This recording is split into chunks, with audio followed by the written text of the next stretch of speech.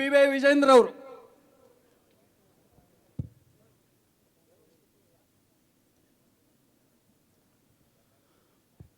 ಬಲೋ ಭಾರತ್ ಮಾತಾ ಕಿ.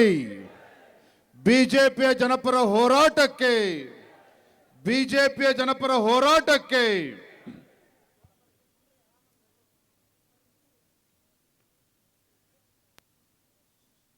ಈ ಭಾಗದ ಆರಾಧ್ಯ ದೈವ, ನಾಡಿನಲ್ಲಿ ನಡೆದಾಡುವ ದೇವರು ಅಂತೇಳಿ ನಾವೆಲ್ಲರೂ ಸಹ ಭಕ್ತಿಯಿಂದ ಪೂಜೆನ ಸಲ್ಲಿಸ್ತಾ ಇದ್ದಂತ ಪರಮ ಪೂಜ್ಯ ಸಿದ್ದೇಶ್ವರ ಮಹಾಸ್ವಾಮೀಜಿಗಳವರನ್ನ ಮನದಲ್ಲೇ ನೆನೆಯುತ್ತಾ ವೇದಿಕೆ ಮುಂಭಾಗದಲ್ಲಿ ಆಸೀನರಾಗಿರ್ತಕ್ಕಂಥ ಪಕ್ಷದ ಎಲ್ಲ ಹಿರಿಯ ಕಾರ್ಯಕರ್ತ ಬಂಧುಗಳೇ, ಶ್ರದ್ಧೆಯ ತಾಯಂದರೆ, ಪತ್ರಿಕಾ ಹಾಗೂ ಮಾಧ್ಯಮದ ಸ್ನೇಹಿತರೆ,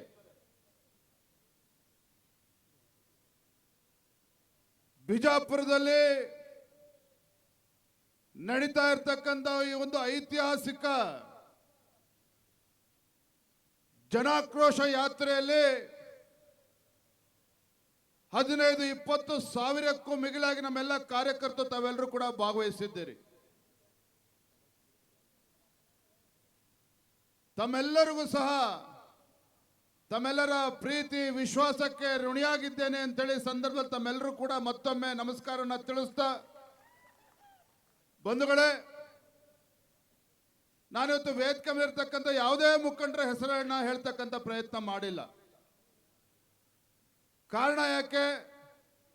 ವೇದಿಕೆ ಮೇಲಿರ್ತಕ್ಕಂಥ ಕಾರ್ಯಕರ್ತ ಮುಖಂಡರ ಹೆಸರು ಹೇಳಿಲ್ಲ, ವೇದಿಕೆ ಮುಂಭಾಗದಲ್ಲಿರ್ತಕ್ಕಂಥ ಶ್ರದ್ಧೆ ನಮ್ಮ ಕಾರ್ಯಕರ್ತ ಬಂಧುಗಳೇ ಅಂತ ಹೇಳಿದೆ.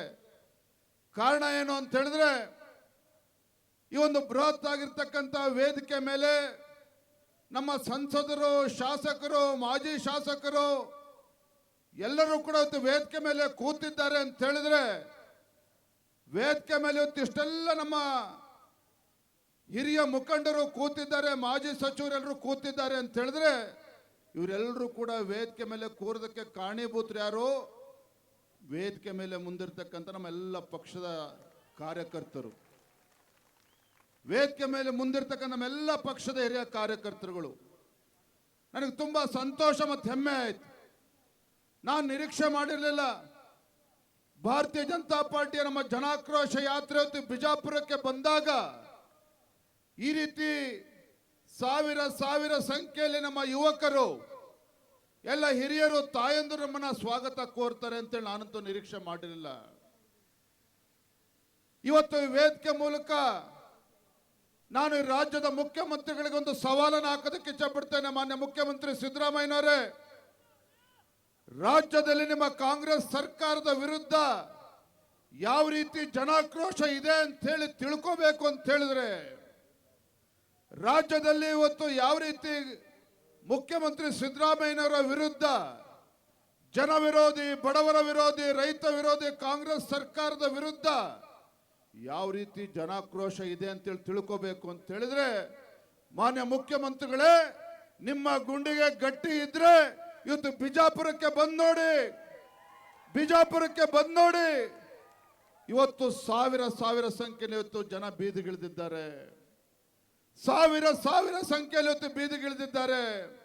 ಕಾರಣ, ಕಳೆದ ವಿಧಾನಸಭಾ ಚುನಾವಣೆ ಸಂದರ್ಭದಲ್ಲಿ ರಾಜ್ಯದಲ್ಲಿ ಅಭಿವೃದ್ಧಿ ಕೆಲಸ ಕಾರ್ಯಗಳನ್ನ ಮಾಡ್ತೇವೆ, ಎಲ್ಲ ಸಮುದಾಯಗಳಿಗೂ ಕೂಡ ನ್ಯಾಯ ಕೊಡ್ತೇವೆ ಅಂತ ಹೇಳಿ ನಾಡಿನ ಜನರ ಕಣ್ಣಿಗೆ ಮಣ್ಣನ್ನ ಎರಚಿ ಇವತ್ತು ರಾಜ್ಯದಲ್ಲಿ ಕಾಂಗ್ರೆಸ್ ಸರ್ಕಾರ ಇವತ್ತು ಅಸ್ತಿತ್ವಕ್ಕೆ ಬಂದಿದೆ. ರಾಜ್ಯದಲ್ಲಿ ಇವತ್ತು ಕಾಂಗ್ರೆಸ್ ಸರ್ಕಾರ ಅಸ್ತಿತ್ವಕ್ಕೆ ಬಂದಿದೆ. ಮುಖ್ಯಮಂತ್ರಿಗಳು ಸಿದ್ದರಾಮಯ್ಯನವರು ಬಂದು ಹೆಚ್ಚು ಕಮ್ಮಿ 2 ವರ್ಷಗಳು ಆಗ್ತಾ ಇದೆ, 2 ವರ್ಷಗಳು ತುಂಬ್ತಾ ಇದೆ. ಎಂಥ ದುರಂತ, ಎಂಥ ದುರಂತ ಇವತ್ತು ರಾಜ್ಯದಲ್ಲಿ ಯಾವ ರೀತಿಯ ಮೋಸವನ್ನ ರಾಜ್ಯ ಸರ್ಕಾರ, ಕಾಂಗ್ರೆಸ್ ಸರ್ಕಾರ ಮಾಡಿದೆ. ಯಾವ ಅಹಿಂದ ಹೆಸರು ಹೇಳಿಕೊಂಡು ರಾಜ್ಯದ ಮುಖ್ಯಮಂತ್ರಿಗಳಾಗಿ ಇವತ್ತು ಆಡಳಿತ ನಡೆಸ್ತಾ ಇರ್ತಕ್ಕಂಥ ಸಿದ್ದರಾಮಯ್ಯನವರು ರಾಜ್ಯದ ಮುಖ್ಯಮಂತ್ರಿ ಗದ್ದಿಗೆ ಮೇಲೆ ಕೂತ ನಂತರದಲ್ಲಿ, ಆ ಮುಖ್ಯಮಂತ್ರಿ ಕುರ್ಚಿ ಮೇಲೆ ಕೂತ ಮೇಲೆ ರಾಜ್ಯದಲ್ಲಿರ್ತಕ್ಕಂಥ ಎಲ್ಲ ಹಿಂದುಳಿದ ಸಮುದಾಯಗಳನ್ನ ಸಂಪೂರ್ಣವಾಗಿ ನಿರ್ಲಕ್ಷಿಸುತ್ತಿದ್ದಾರೆ. ರಾಜ್ಯದಲ್ಲಿರ್ತಕ್ಕಂಥ ಹಿಂದುಳಿದ ಸಮುದಾಯಗಳನ್ನ ಸಂಪೂರ್ಣವಾಗಿ ಮರೆತು ಕೇವಲ ಅಲ್ಪಸಂಖ್ಯಾತರು ಮುಸಲ್ಮಾನರಿಂದ ಹೋಗ್ತಕ್ಕಂಥ ಕೆಲಸವನ್ನು ಮಾಡ್ತಾ ಇದ್ದಾರೆ ಕಾಂಗ್ರೆಸ್ ಅವರು, ಸಿದ್ದರಾಮಯ್ಯನವರು. ಮೊನ್ನೆ ಬಜೆಟ್ ಅನ್ನ ಮಂಡನೆ ಮಾಡಿದ್ರು ಸಿದ್ದರಾಮಯ್ಯನವರು. ಈ ರಾಜ್ಯದಲ್ಲಿ ಮುಸಲ್ಮಾನರಿಗೆ 4% ಇವತ್ತು ಸರ್ಕಾರಿ ಕಾಮಗಾರಿಗಳಲ್ಲಿ ಇವತ್ತು ರಿಸರ್ವೇಶನ್ ಕೊಡ್ತೇನೆ ಅಂತ ಹೇಳಿದ್ದಾರೆ.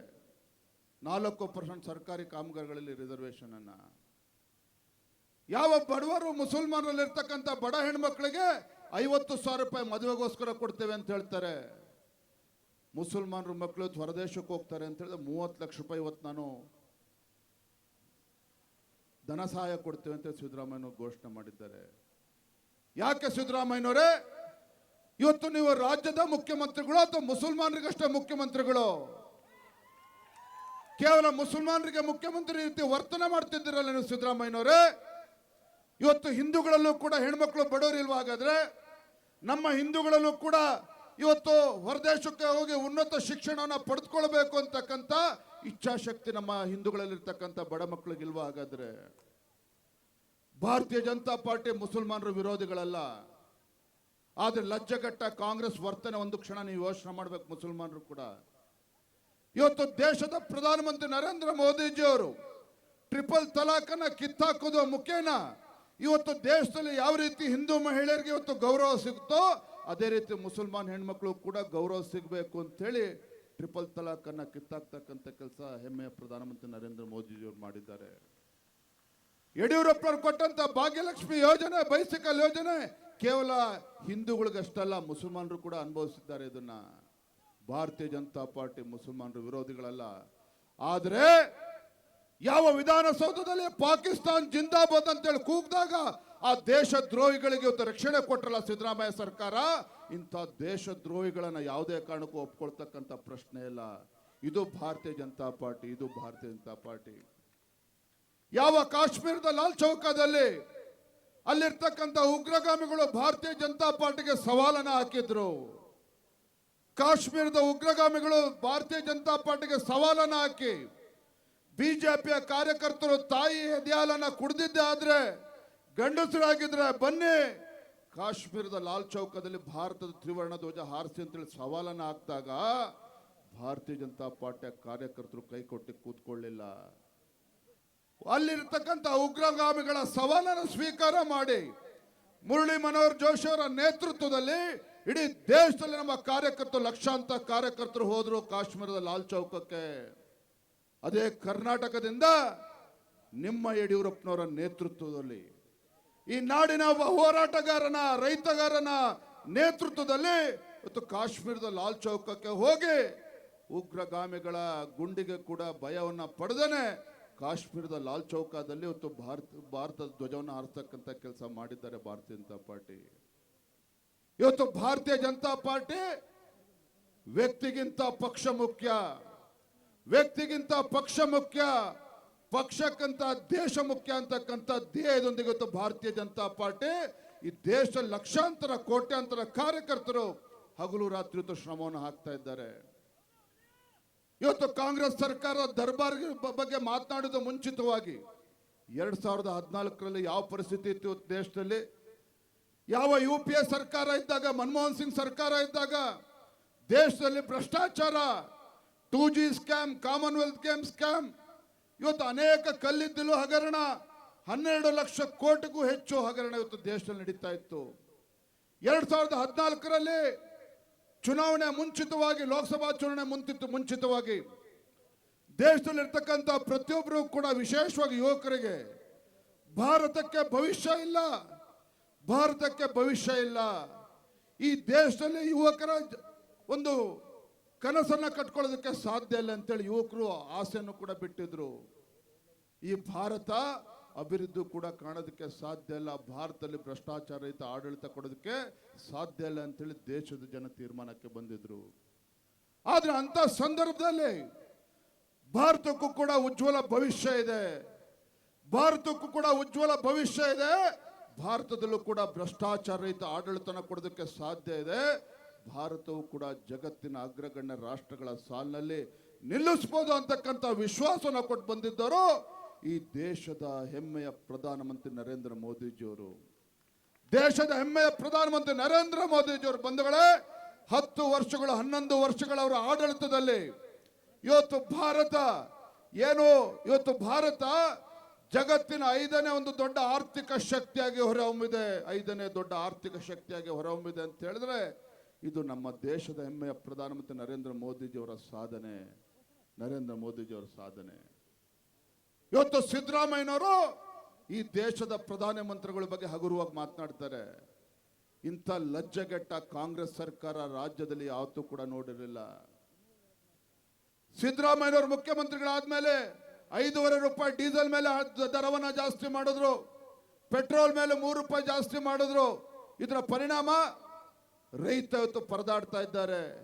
ಹಿಂದೆ ಯಡಿಯೂರಪ್ಪನವರು ಬಿಜೆಪಿ ಸರ್ಕಾರ ಇದ್ದಾಗ ರೈತ ತನ್ನ ಹೊಲಕ್ಕೆ ವಿದ್ಯುತ್ ಸಂಪರ್ಕ ತೆಗೆದುಕೊಳ್ಬೇಕು, ಟ್ರಾನ್ಸ್ಫಾರ್ಮರ್ ಹಾಕೋಬೇಕು ಅಂತ ಹೇಳಿದ್ರೆ 25ರಿಂದ 30 ಸಾವಿರ ರೂಪಾಯಿ ಕಟ್ಟಿದ್ರೆ ಸಾಕಿತ್ತು. ಅಧಿಕಾರಿಗಳು ಬಂದು ಟ್ರಾನ್ಸ್ಫಾರ್ಮರ್ ಹಾಕಿ ವಿದ್ಯುತ್ ಸಂಪರ್ಕವನ್ನು ಕೊಡ್ತಾ ಇದ್ರು. ಆದ್ರೆ ಇವತ್ತು ಎಷ್ಟಾಗಿದೆ? 3 ಲಕ್ಷ ರೂಪಾಯಿ ಕೊಡ್ಬೇಕು. ಇವತ್ತು ರೈತ 3 ಲಕ್ಷ ರೂಪಾಯಿ ಕಟ್ಟಬೇಕು. ಇದು ರೈತ ಪರವಾಗಿರ್ತಕ್ಕಂಥ ಒಬ್ಬ ಮುಖ್ಯಮಂತ್ರಿ ಮಾಡೋದಕ್ಕೆ ಸಾಧ್ಯನಾ? ಸಿದ್ದರಾಮಯ್ಯನವರೇ, ರೈತರ ಪರವಾಗಿರ್ತಕ್ಕಂಥ ಕಾಳಜಿ ಇವತ್ತು ಎಲ್ಲಿ ಹೋಯ್ತು ನಿಮಗೆ?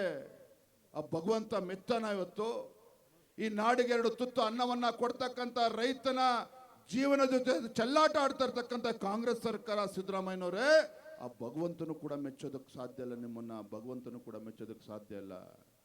ನಾನು ಬಾಗಲಕೋಟಲ್ಲಿ ಹೇಳ್ತಾ ಇದ್ದೆ, ಸಿದ್ದರಾಮಯ್ಯನವರೇ ಮುಖ್ಯಮಂತ್ರಿಗಳಾಗಿ ಎಷ್ಟು ವರ್ಷಗಳ ಕುರ್ಚಿಲಿ ಕೂತಿದ್ರಿ ಅನ್ನೋದು ಮುಖ್ಯ ಅಲ್ಲ, ಎಷ್ಟು ವರ್ಷಗಳ ಕಾಲ ಮುಖ್ಯಮಂತ್ರಿ ಕುರ್ಚಿಲಿ ಕೂತಿದ್ರಿ ಅನ್ನೋದು ಮುಖ್ಯ ಅಲ್ಲ, ಏನ್ ಮಾಡಿದ್ರಿ ರಾಜ್ಯದ ಜನರಿಗೆ, ರೈತರ ಪರವಾಗಿ ಏನ್ ಮಾಡಿದ್ರಿ ಆಡಳಿತದಲ್ಲಿ ಅನ್ನೋದು ಮುಖ್ಯ. ಇವತ್ತು ಇದೇ ಯಡಿಯೂರಪ್ಪನವರು ಮುಖ್ಯಮಂತ್ರಿಗಳಿದ್ದಾಗ ರೈತರ ಹೆಸರಿನಲ್ಲಿ ಪ್ರಮಾಣ ವಚನವನ್ನು ತೆಗೆದುಕೊಂಡು ರೈತರಿಗೆ ಪ್ರತ್ಯೇಕ ಬಜೆಟ್ ಅನ್ನ ಮಂಡನೆ ಮಾಡಿ ರೈತರ ಪಂಪ್ ಸೆಟ್ಗಳಿಗೆ ಉಚಿತ ವಿದ್ಯುತ್ ಅನ್ನ ಕೊಟ್ಟು ಇವತ್ತು ರೈತರ ಜೀವನವನ್ನು ಅವರು ಬದುಕನ್ನ ಕಟ್ಕೊಡ್ತಕ್ಕಂಥ ಕೆಲಸವನ್ನ ಮಾಡಿದ್ರು. ಯಡಿಯೂರಪ್ಪನವರು ಯಾವುದೇ ಒಂದು ಜಾತಿಗೆ ಸೀಮಿತವಾಗಿ ಆಡಳಿತ ನಡೆಸಲೇ ಇಲ್ಲ. ಯಡಿಯೂರಪ್ಪನವರು ರಾಜ್ಯದಲ್ಲಿ ಪರಿಷ್ಠ ಜಾತಿ, ಪರಿಷ್ಠ ಪಂಗಡಗಳು, ಹಿಂದುಳಿದ ವರ್ಗಗಳು, ಎಲ್ಲ ಸಮುದಾಯಗಳಿಗೆ ನ್ಯಾಯ ಕೊಡ್ತಕ್ಕಂಥ ಕೆಲಸ ಮಾಡಿದ್ರು. ಆದ್ರೆ ನೀವು ಸಿದ್ದರಾಮಯ್ಯನವರೇ ಹಿಂದೆ ಮುಖ್ಯಮಂತ್ರಿಗಳಿದ್ದಾಗ 5 ವರ್ಷಗಳ ಕಾಲ ಆಡಳಿತ ನಡೆಸಿ ರಾಜ್ಯದಲ್ಲಿ ಮತ್ತೆ ಮುಖ್ಯಮಂತ್ರಿ ಆಗೋದಕ್ಕೆ ಸಾಧ್ಯ ಇಲ್ಲ ಅಂತ ಹೇಳಿದಾಗ ವೀರಶೈವ ಲಿಂಗಾಯತ ಪ್ರತ್ಯೇಕ ಧರ್ಮ ಅಂತೇಳಿ ಸಮಾಜಗಳ ಮತ್ತೆ ಬೆಂಕಿ ಎತ್ತಕ್ಕಂಥ ಕೆಲಸ ಮಾಡಲಿಲ್ವಾ ಸಿದ್ದರಾಮಯ್ಯನವರೇ? ವೀರಶೈವ ಲಿಂಗಾಯತವನ್ನು ಹೊಡಿತಕ್ಕಂಥ ದುಸ್ಸಾಹಸಕ್ಕೆ ಸಿದ್ದರಾಮಯ್ಯನವರು ಕೈ ಹಾಕ್ಲಿಲ್ವಾ?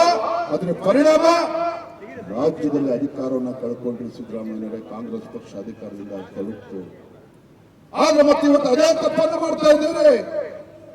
ಇವತ್ತು ಅಲ್ಪಸಂಖ್ಯಾತರನ್ನ ಖುಷಿ ಪಡಿಸ್ತಕ್ಕಂಥ ನಿಟ್ಟಿನಲ್ಲಿ ಹಿಂದೂಗಳಿಗೆ ಅಪಮಾನ ಮಾಡ್ತಾ ಇದ್ದೀರಿ. ರಾಜ್ಯದಲ್ಲಿ ಹಿಂದುಳಿದ ವರ್ಗಗಳು, ಸಮಾಜಗಳು ಎಲ್ಲವೂ ಕೂಡ ಸೇರಿ ಯಾವುದೇ ಕಾರಣಕ್ಕೂ ಈ ರಾಜ್ಯದಲ್ಲಿರ್ತಕ್ಕಂಥ ಹಿಂದೂಗಳು ನಿಮಗೆ ಕ್ಷಮಿಸ್ತಕ್ಕಂಥ ಪ್ರಶ್ನೆನೇ ಇಲ್ಲ. ನಿಮ್ಮ ಸರ್ಕಾರ ಬಂದ್ಮೇಲೆ ಲವ್ ಜಿಹಾದ್ ಪ್ರಕರಣಗಳು ಜಾಸ್ತಿ ಆಗ್ತಾ ಇದೆ. ನಿಮ್ಮ ಸರ್ಕಾರ ಬಂದ್ಮೇಲೆ ಇವತ್ತು ಗೋ ಹತ್ಯೆಗಳು ಜಾಸ್ತಿ ಆಗ್ತಾ ಇದೆ. ಇಂಥ ಹಿಂದೂ ವಿರೋಧಿ ಸರ್ಕಾರ ಇವತ್ತು ರಾಜ್ಯದಲ್ಲಿ ಯಾವುದೇ ಕಾರಣಕ್ಕೂ ಇರಬಾರ್ದು. ಒಂದು ಮಾತನ್ನ ರಾಜ್ಯದ ಮುಖ್ಯಮಂತ್ರಿ ಸ್ಪಷ್ಟವಾಗಿ ಹೇಳ್ತಾನೆ, ಕಳೆದ ವಿಧಾನಸಭಾ ಚುನಾವಣೆಯಲ್ಲಿ ಭಾರತೀಯ ಜನತಾ ಪಾರ್ಟಿ ಸೋತಿರ್ಬೋದು, ಆದ್ರೆ ಸತ್ತಿಲ್ಲ. ನಮ್ಮ ಭಾರತೀಯ ಜನತಾ ಪಾರ್ಟಿಯ ಕಾರ್ಯಕರ್ತರು ಇನ್ನೂ ಕೂಡ ಶಕ್ತಿ ಇದೆ. ಭಾರತೀಯ ಜನತಾ ಪಾರ್ಟಿಯ ಕಾರ್ಯಕರ್ತರಲ್ಲಿ ಶಕ್ತಿ ಇದೆ. ಇವತ್ತು ನಮ್ಮೆಲ್ಲ ಪಕ್ಷದ ಕಾರ್ಯಕರ್ತರು ಸಂಕಲ್ಪ ಮಾಡಿದ್ದಾರೆ. ಬಿಜಾಪುರದಲ್ಲಿ, ರಾಜ್ಯದಲ್ಲೂ ಕೂಡ ನನ್ನ ಕಾರ್ಯಕರ್ತ ಸಂಕಲ್ಪ ಮಾಡಿದ್ದಾರೆ. ಮುಂದಿನ ವಿಧಾನಸಭಾ ಚುನಾವಣೆ ಯಾವತ್ತೇ ನಡೀಲಿ, ಕಾಂಗ್ರೆಸ್ ಪಕ್ಷವನ್ನ ಬುಡ ಸಮೇತ ಕಿತ್ತಾಕ್ತಕ್ಕಂಥ ಕೆಲಸ ಭಾರತೀಯ ಜನತಾ ಪಾರ್ಟಿ ಕಾರ್ಯಕರ್ತರು ಮಾಡ್ತಾರೆ. ಯಾವುದೇ ಕಾರಣಕ್ಕೂ ಕಾಂಗ್ರೆಸ್ ಅನ್ನು ಕ್ಷಮಿಸೋದಕ್ಕೆ ಸಾಧ್ಯ ಇಲ್ಲ. ದಲಿತರ ಬಗ್ಗೆ ಮಾತನಾಡ್ತಾರೆ ಸಿದ್ದರಾಮಯ್ಯನವರೇ, ದಲಿತರ ಬಗ್ಗೆ ಮಾತನಾಡ್ತೀರಿ. ಯಾವ ಬೆಂಗಳೂರಿನ ಅಖಂಡ ಶ್ರೀನಿವಾಸ್ ಮೂರ್ತಿ ಒಬ್ಬ ದಲಿತ ಶಾಸಕ, ಹಿಂದೆ ಸಿದ್ದರಾಮಯ್ಯನವರು ಮುಖ್ಯಮಂತ್ರಿಗಳಿದ್ದಾಗ ದಲಿತ ಶಾಸಕ ಅಖಂಡ ಶ್ರೀನಿವಾಸ್ ಮೂರ್ತಿ ಬೆಂಗಳೂರಿನಲ್ಲಿ ಅವನ ಮನೆಗೆ ಕೆಲವು ದೇಶದ್ರೋಹಿಗಳು ನುಗ್ಗಿ ಬೆಂಕಿ ಎತ್ತಕ್ಕಂಥ ಕೆಲಸ ಮಾಡಿದ್ರು ಸಹ ಅವತ್ತು ದೇಶದ್ರೋಹಿಗಳನ್ನ ತಡಿತಕ್ಕಂಥ ಕೆಲಸ ಸಿದ್ದರಾಮಯ್ಯ ಸರ್ಕಾರ ಮಾಡಲಿಲ್ಲ, ಕಾಂಗ್ರೆಸ್ ಸರ್ಕಾರ ಮಾಡಲಿಲ್ಲ. ಕೇವಲ ಮುಸಲ್ಮಾನರು ಹೇಳ್ಕೊಂಡು ಇವತ್ತು ವೋಟ್ ಬ್ಯಾಂಕ್ ಆಗಿ ಮಾಡಿಕೊಂಡು, ದಲಿತರ ಹೇಳ್ಕೊಂಡು ಇವತ್ತು ವೋಟ್ ಬ್ಯಾಂಕ್ ಮಾಡಿಕೊಂಡು, ಇವತ್ತು ನೋಡಿ ಮೊನ್ನೆ ನಿಪ್ಪಾಣಿನಲ್ಲಿ ಭಾರತೀಯ ಜನತಾ ಪಾರ್ಟಿ ನೇತೃತ್ವದಲ್ಲಿ ಭೀಮ ಹೆಜ್ಜೆ ಕಾರ್ಯಕ್ರಮ ಮಾಡಿದ್ವಿ. ಏನಿದು ಕಾರ್ಯಕ್ರಮ? ಏನು ದೇಶಕ್ಕೆ ಸಂವಿಧಾನವನ್ನು ಕೊಟ್ಟಿರ್ತಕ್ಕಂಥ ಬಾಬಾ ಸಾಹೇಬ್ ಅಂಬೇಡ್ಕರ್ ಅವರ ಏನು ಹಿಂದೆ ಬೆಳಗಾವಿ ನಿಪ್ಪಾಣಿಗೆ ಬಂದು ಅವರ ಪಾದ ಸ್ಪರ್ಶ ಆಗಿ 100 ವರ್ಷಗಳಾಗಿತ್ತು. 100 ವರ್ಷಗಳಾಗಿತ್ತು. ಆ ಒಂದು 100 ವರ್ಷ ಒಂದು ಇತಿಹಾಸ ನೆನಪು ಮಾಡಿಕೊಂಡು ಅದು ಆಚರಣೆ ಮಾಡಬೇಕು ಅಂತೇಳಿ ಕಾಂಗ್ರೆಸ್ ಸರ್ಕಾರದವ್ರಿಗೆ ಅನ್ನಿಸ್ಲಿಲ್ಲ. ಆದ್ರೆ ಭಾರತೀಯ ಜನತಾ ಪಾರ್ಟಿ ಇವತ್ತು ಸುಮಾರು 20-30 ಸಾವಿರ ಜನ ಸೇರಿ ಅಲ್ಲಿ ಬಾಬಾ ಸಾಹೇಬ್ ಅಂಬೇಡ್ಕರ್ ಅವರಿಗೆ ಗೌರವ ಕೊಡ್ತಕ್ಕಂಥ ಕೆಲಸ ಭಾರತೀಯ ಜನತಾ ಪಾರ್ಟಿ ಮಾಡ್ತು ಮನೆ ನಿಪ್ಪಾಣಿನಲ್ಲಿ. ಇದು ಭಾರತೀಯ ಜನತಾ ಪಾರ್ಟಿ ಕಳಕಳಿ ಹೊತ್ತು ಬಾಬಾ ಸಾಹೇಬ್ ಅಂಬೇಡ್ಕರ್ ಅವ್ರ ಬಗ್ಗೆ. ಯಾವ ಬಾಬಾ ಸಾಹೇಬ್ ಅಂಬೇಡ್ಕರ್ ಅವ್ರನ್ನ ಲೋಕಸಭಾ ಚುನಾವಣೆಯಲ್ಲಿ ಸೋಲ್ಸಿರ್ತಕ್ಕಂಥ ಕಾಂಗ್ರೆಸ್ ಪಕ್ಷ ಇವತ್ತು ಯಾರು ಚುನಾವಣೆಯಲ್ಲಿ ಸೋಲ್ಸಿದ್ರು ಅವ್ರಿಗೆ ಪದ್ಮಭೂಷಣ ಪ್ರಶಸ್ತಿನ ಕೊಟ್ಟರು ಹಿಂದೆ ಕಾಂಗ್ರೆಸ್ ಸರ್ಕಾರ ಇದ್ದಾಗ. ಹಾಗಾಗಿ ಆತ್ಮೀಯ ಕಾರ್ಯಕರ್ತ ಬಂಧುಗಳೇ, ಇವತ್ತು ಕರ್ನಾಟಕ ರಾಜ್ಯದಲ್ಲಿ, ಇವತ್ತು ಇಡೀ ದೇಶದಲ್ಲಿ, ಈ ರಾಜ್ಯದಲ್ಲಿ ದೇಶದಲ್ಲಿರ್ತಕ್ಕಂಥ ಎಲ್ಲ ಸಮುದಾಯಗಳಿಗೆ ನ್ಯಾಯ ಕೊಡ್ತಕ್ಕಂಥ ಕೆಲಸ ಯಾರಾದರೂ ಮಾಡೋದಕ್ಕೆ ಸಾಧ್ಯ ಇದ್ರೆ ಅದು ಭಾರತೀಯ ಜನತಾ ಪಾರ್ಟಿಯಿಂದ ಮಾತ್ರ ಸಾಧ್ಯ, ನರೇಂದ್ರ ಮೋದಿಜಿಯವರಿಂದ ಮಾತ್ರ ಸಾಧ್ಯ. ಬಡವರ ಬಗ್ಗೆ, ರೈತರ ಬಗ್ಗೆ, ಕೂಲಿ ಕಾರ್ಮಿಕರ ಬಗ್ಗೆ ಮೊಸಳೆ ಕಣ್ಣೀರಾಗ್ತಕ್ಕಂಥ ಕಾಂಗ್ರೆಸ್ ಸರ್ಕಾರವನ್ನ ಇವತ್ತು ಬುಡ ಸಮೇತ ಕಿತ್ತಾಕ್ತಕ್ಕಂಥ ಕೆಲಸ ಮಾಡಬೇಕಾಗಿದೆ. ಬುಡ ಸಮೇತ ಕಿತ್ತಾಕ್ತಕ್ಕಂಥ ಕೆಲಸ ಮಾಡಬೇಕಾಗಿದೆ. ಹಿಂದೆ ವಿಧಾನಸಭಾ ಚುನಾವಣೆ ಸಂದರ್ಭದಲ್ಲಿ ಏನ್ ಹೇಳಿದ್ರು ಸಿದ್ದರಾಮಯ್ಯನವರು? ಕಾಂಗ್ರೆಸ್ ನಡಿಗೆ ಕೃಷ್ಣಯ್ಯ ಕಡೆಗೆ, ಕಾಂಗ್ರೆಸ್ ನಡಿಗೆ ಕೃಷ್ಣಯ್ಯ ಕಡೆಗೆ ಅಂತೇಳಿ ಬೊಬ್ಬೆ ಹೊಡೆದ್ರು ವಿಧಾನಸಭಾ ಚುನಾವಣೆ ಮುಂಚಿತವಾಗಿ. ಏನ್ ಹೇಳಿದ್ರು ಚುನಾವಣೆ ಸಂದರ್ಭದಲ್ಲಿ? ಕಾಂಗ್ರೆಸ್ ಪಕ್ಷ ಅಧಿಕಾರಕ್ಕೆ ಬಂದ್ರೆ ಪ್ರತಿ ವರ್ಷ 10,000 ಕೋಟಿ ರೂಪಾಯಿಗಳನ್ನ ನೀರಾವರಿ ಯೋಜನೆ ಕೊಡ್ತೇವೆ, ಕೃಷ್ಣ ಯೋಜನೆ ಕೊಡ್ತೇವೆ ಅಂತ ಹೇಳಿದ್ರು. ಒಂದು ಬಿಡುಗಾಸನ್ನು ಕೂಡ ಇವತ್ತಿಗೂ ಕೊಟ್ಟಿಲ್ಲ. ನಿಮಗೆ ಗೊತ್ತಿರಲಿ, ಒಂದೇ ಒಂದು ರೂಪಾಯಿನ ಕೂಡ ಕೊಡೋದಕ್ಕೆ ಸಾಧ್ಯ ಆಗಲಿಲ್ಲ ಸಿದ್ದರಾಮಯ್ಯನವರಿಗೆ. ನಾನು ಈ ವೇದಿಕೆ ಮೂಲಕ ಸವಾಲಾಗ್ತೇನೆ, ಬನ್ನಿ ಮುಖ್ಯಮಂತ್ರಿಗಳ ಬಹಿರಂಗವಾಗಿ ಚರ್ಚೆ ಮಾಡೋಣ. ಇದೇ ಬಿಜಾಪುರ ಜಿಲ್ಲೆಗೆ ಯಡಿಯೂರಪ್ಪನವರು, ಬಸವರಾಜ ಬೊಮ್ಮಾಯಿ ಅವರು ರಾಜ್ಯದ ಮುಖ್ಯಮಂತ್ರಿಗಳು ಇದ್ದಾಗ, ಭಾರತೀಯ ಜನತಾ ಪಾರ್ಟಿ ಸರ್ಕಾರ ರಾಜ್ಯದಲ್ಲಿದ್ದಾಗ ಎಷ್ಟು ಸಾವಿರ ಕೋಟಿ ರೂಪಾಯಿಗಳ ಅನುದಾನ ಇವತ್ತು ಬಿಜಾಪುರ ಜಿಲ್ಲೆ ಅಭಿವೃದ್ಧಿ ಕೊಟ್ಟಿದ್ದಾರೆ. ನಿಮ್ಮ ಕಾಂಗ್ರೆಸ್ ಸರ್ಕಾರ ಎಷ್ಟು ಕೊಟ್ಟಿದೆ ಬಹಿರಂಗವಾಗಿ ಚರ್ಚೆ ಮಾಡೋಣ. ಸವಾಲಾಗ್ತಾನೆ ಸಿದ್ದರಾಮಯ್ಯನವ್ರಿಗೆ. ಸಾಧ್ಯ ಇಲ್ಲ. ಕಾಂಗ್ರೆಸ್ ಸರ್ಕಾರ ಇವತ್ತು ಬಡ ಜನರ ಕಣ್ಣೀರು ಒರೆಸ್ತಕ್ಕಂಥ ಕೆಲಸ ಮಾಡೋದಕ್ಕೂ ಸಾಧ್ಯ ಇಲ್ಲ, ಅಭಿವೃದ್ಧಿ ಕೂಡ ಮಾಡೋದಕ್ಕೆ ಸಾಧ್ಯ ಇಲ್ಲ. ರಾಜ್ಯದಲ್ಲಿರ್ತಕ್ಕಂಥ ಕರ್ನಾಟಕ ಸರ್ಕಾರ ಇಡೀ ದೇಶದಲ್ಲಿ ನಂಬರ್ 1 ಸ್ಥಾನದಲ್ಲಿದೆ. ರಾಜ್ಯದಲ್ಲಿರ್ತಕ್ಕಂಥ ಸಿದ್ದರಾಮಯ್ಯ ನೇತೃತ್ವದ ಕಾಂಗ್ರೆಸ್ ಸರ್ಕಾರ ದೇಶದಲ್ಲಿ ನಂಬರ್ 1 ಸ್ಥಾನದಲ್ಲಿದೆ. ಯಾವ ವಿಚಾರದಲ್ಲಿ? ಅಭಿವೃದ್ಧಿಯ ವಿಚಾರದಲ್ಲ, ಭ್ರಷ್ಟಾಚಾರದಲ್ಲಿ ಮೊದಲ ಸ್ಥಾನದಲ್ಲಿದೆ ಇಡೀ ದೇಶದಲ್ಲಿ. ಅದು ಕರ್ನಾಟಕ ಸರ್ಕಾರ, ಸಿದ್ದರಾಮಯ್ಯ ಸರ್ಕಾರ.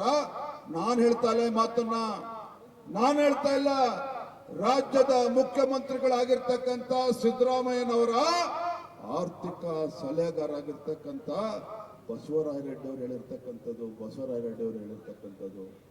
ಹಾಗಾಗಿ ಆತ್ಮೀಯ ಕಾರ್ಯಕರ್ತ ಬಂಧುಗಳೇ, ಹೆಚ್ಚು ನಾ ಹೇಳೋದಕ್ಕೆ ಹೋಗೋದಿಲ್ಲ. ಇಂಥ ದರಿದ್ರ, ಜನ ವಿರೋಧಿ, ಬಡವರ ವಿರೋಧಿ, ರೈತ ವಿರೋಧಿ ಕಾಂಗ್ರೆಸ್ ಸರ್ಕಾರವನ್ನ, ಹಿಂದೂ ವಿರೋಧಿ ಕಾಂಗ್ರೆಸ್ ಸರ್ಕಾರವನ್ನ ತೊಲಗಬೇಕು. ಇವ್ರನ್ನ ಓಡಿಸ್ತಕ್ಕಂಥ ಕೆಲಸ ಮಾಡಬೇಕು. ರಾಜ್ಯದ ಅಧ್ಯಕ್ಷನಾಗಿ ಭಾರತೀಯ ಜನತಾ ಪಾರ್ಟಿ ಇವತ್ತು ಯಾವ ರೀತಿ ಕಾಂಗ್ರೆಸ್ ಸರ್ಕಾರ ರಾಜ್ಯದ ಜನರಿಗೆ ಮೋಸ ಮಾಡ್ತಾ ಇದೆ, ಈ ವಿಚಾರದಲ್ಲಿ ಜನಜಾಗೃತಿಯನ್ನು ಮೂಡಿಸ್ತಕ್ಕಂಥ ಕೆಲಸ ಈ ಜನಾಕ್ರೋಶ ಯಾತ್ರೆ ಮೂಲಕ ಮಾಡ್ತಾ ಇದ್ದೇವೆ. ತುಂಬಾ ಸಂತೋಷ ಆಯ್ತು. ಯಾಕಂತ ಹೇಳಿದ್ರೆ ಇವತ್ತು 7ನೇ ತಾರೀಕು ಮೈಸೂರಿನಲ್ಲಿ ತಾಯಿ ಚಾಮುಂಡೇಶ್ವರಿಗೆ ಪೂಜೆಯನ್ನು ಸಲ್ಲಿಸಿ ಅವತ್ತಿನಿಂದ ಪ್ರಾರಂಭ ಆಗಿರ್ತಕ್ಕಂಥ ನಮ್ಮ ಈ ಒಂದು ಜನಾಕ್ರೋಶ ಯಾತ್ರೆ ಇವತ್ತು ಬಿಜಾಪುರದಲ್ಲಿ ಒಂದು ಐತಿಹಾಸಿಕ ಸುಮಾರು 15-20 ಸಾವಿರ ಸಂಖ್ಯೆಯಲ್ಲಿ ನಮ್ಮೆಲ್ಲ ದೇವರ ಗುತ್ತಿಗೆದಾರರಿದೆ. ಆದ್ರೆ ಹೆಚ್ಚಿಗೆ ಮಾತನಾಡುವುದಿಲ್ಲ, ಸಮಯ ಕಡಿಮೆ ಇರೋದ್ರಿಂದ ಹೆಚ್ಚಿನ ನಾನು ಒಂದು ಮಾತನ್ನು ಹೇಳ್ತೀನಿ. ಭಾರತೀಯ ಜನತಾ ಪಕ್ಷದ ಜಿಲ್ಲಾ ಅಧ್ಯಕ್ಷನಾಗಿ ಇವತ್ತು ಬಿಜಾಪುರ ಜಿಲ್ಲೆಯಲ್ಲಿ ಇವತ್ತು ವೈಯಕ್ತಿಕವಾಗಿರಬಹುದು, ಇವತ್ತು 24x7 ಇವತ್ತು ನಾನು ತಮ್ಮ ಸೇವೆಗೆ ಸಿದ್ಧನಾಗಿದ್ದೇನೆ. ಇವತ್ತು ನಮ್ಮ ಪದಾಧಿಕಾರದ ಕಾರ್ಯಕರ್ತರಿರಬಹುದು, ಎಲ್ಲರನ್ನು ಒಳಗೊಂಡು ಇವತ್ತು ನಮ್ಮ ರಾಜ್ಯಾಧ್ಯಕ್ಷರಾದಂತ